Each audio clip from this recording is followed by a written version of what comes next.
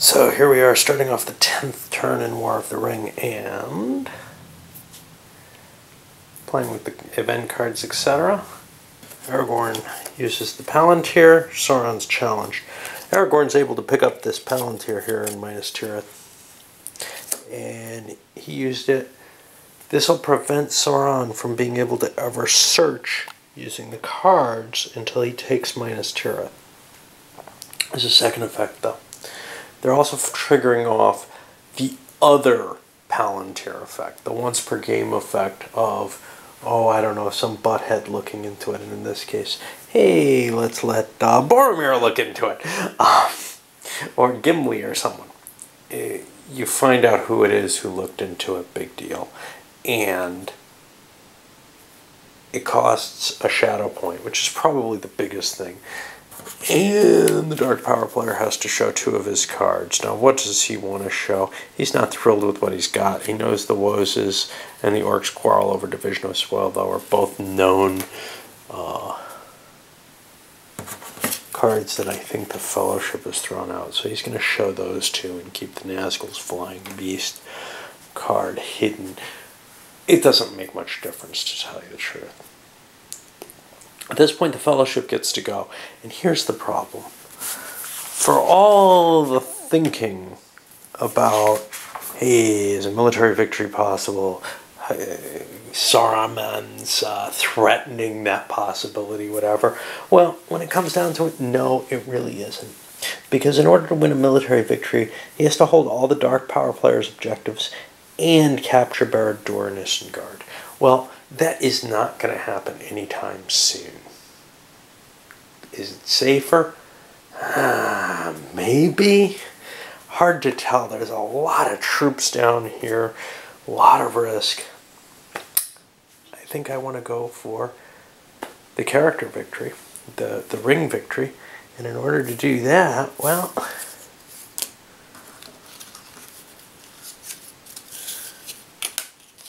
good old Sam has some rope. And he's going to use that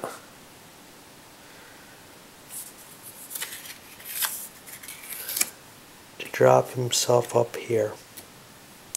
That doesn't get him to the ring quite yet. Is it worth risking Barad-dûr? See, here's the problem. If he does Barad-dûr, I mean, he's got to go through that at some point, right? Or something like it. The search table on 1 or 2 is a 50-50 job. So we're going to see if we can pound our way through and try to help make it more likely. Landing here is not the way to do that. Now you might say, well, why don't you just let the army escort him in? Because this forces the Dark Power player to be a little bit more on guard, to put less forces in the way at Minas Morgul, because I can't leave the Lord of the Nazgul here. I can't get through with that there. So I've got to kill that. And it becomes this sort of combined military maneuvering along with moving towards the mountain to throw the ring in, all at the same time. With the danger, of course, that as time passes and you get more and more of the Nazgul on the mountain, well, that makes it almost impossible. So Boromir will remain in command at Minas Tirith.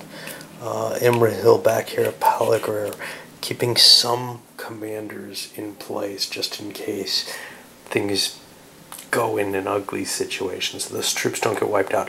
All the poor lost Rohirrim have marched down into Minas Tirith to help guard it.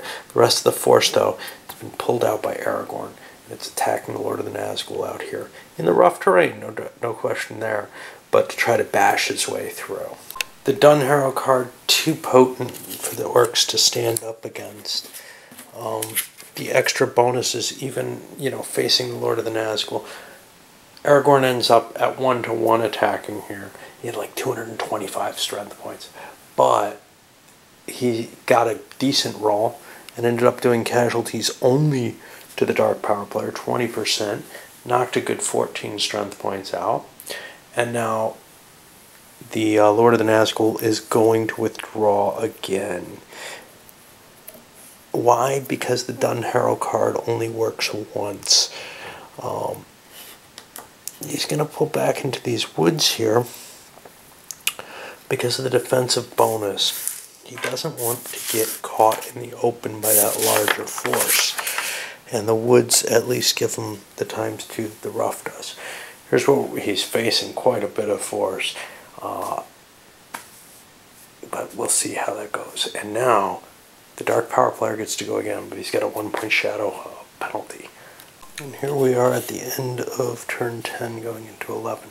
And here's exactly, I think, where people don't like about the game, which is, I can't win the character type game, right? I can't take the risk of marching through. It doesn't make sense to do so. I'm going to have to try to fight my way through using Aragorn. Well, that doesn't bug me one bit. This is a war game, right? Yes, the character story in the Tolkien books is a really, really impressive and exciting one. But what has always gotten me was more that the military didn't matter in this game if you don't have this kind of situation. So the kind of play that would make this into the character game, yes, I agree. The pure character game is actually more like the book. And I'll tell you, you want that? I got it up here. I got the game you want if you want the book. You want this one.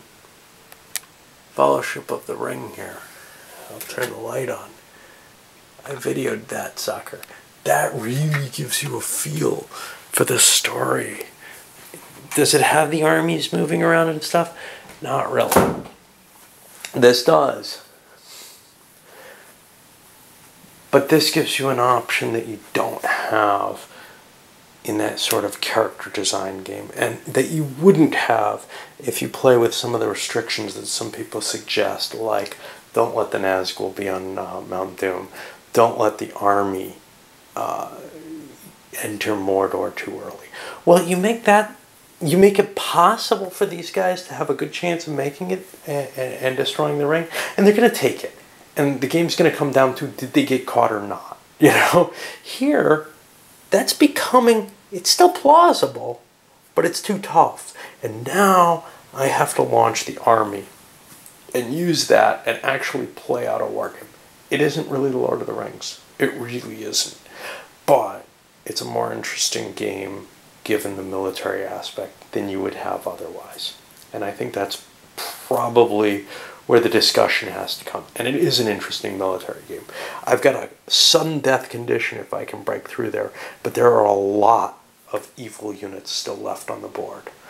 And it's going to be tough to fight them all. Okay, so here we are in the middle of the turn after the Fellowship player turn. Beginning to see one of the big limitations on the Fellowship here. They're trying to push their way through militarily to get to the point where they can send a force in to destroy the ring at Mount Doom. But the problem is, first of all, this ridiculous stack. I don't know if you can see just how big that is. There's no real way around that. You could turn in a lot of counters, I guess, and try to get larger ones, but it's really tough. But the Fellowship doesn't. They have the force to defeat. For example, they marched up on the Lord of the Nazgul and hit him again. They had about 2 to 1, a +1 because his sorcery roll wasn't good. It's a close run thing militarily at this point. They're afraid to move forward with their regular force, but they lost another character in Legolas. And there's this attrition in characters that, as long as they keep losing characters, they're going to have a hard time wiping out Sauron's forces. And he's got a huge reserve still waiting to come into play here. The Nazgul don't get killed off in the same fashion as the Fellowship characters.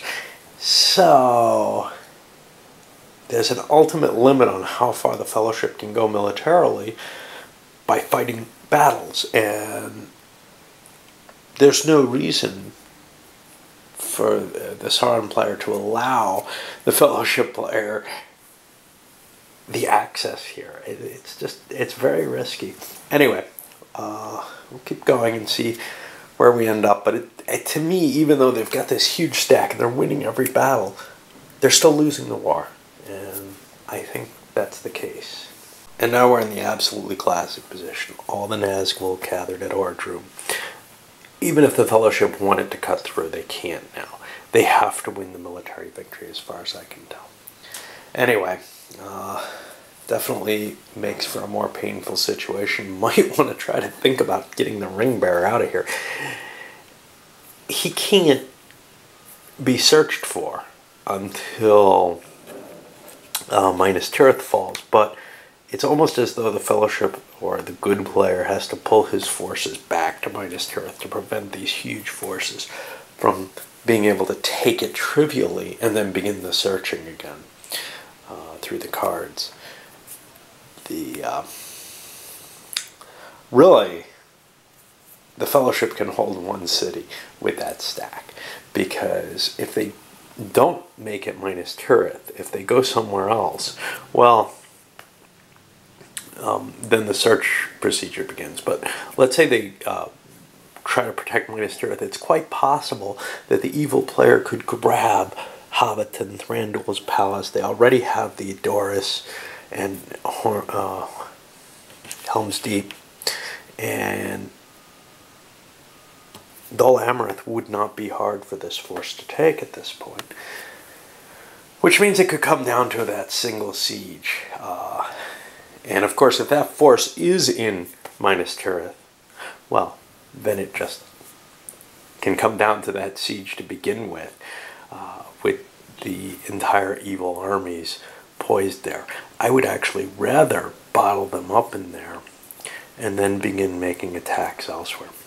Anyway, I'm going to load this one up and move into the next turn and see what happens.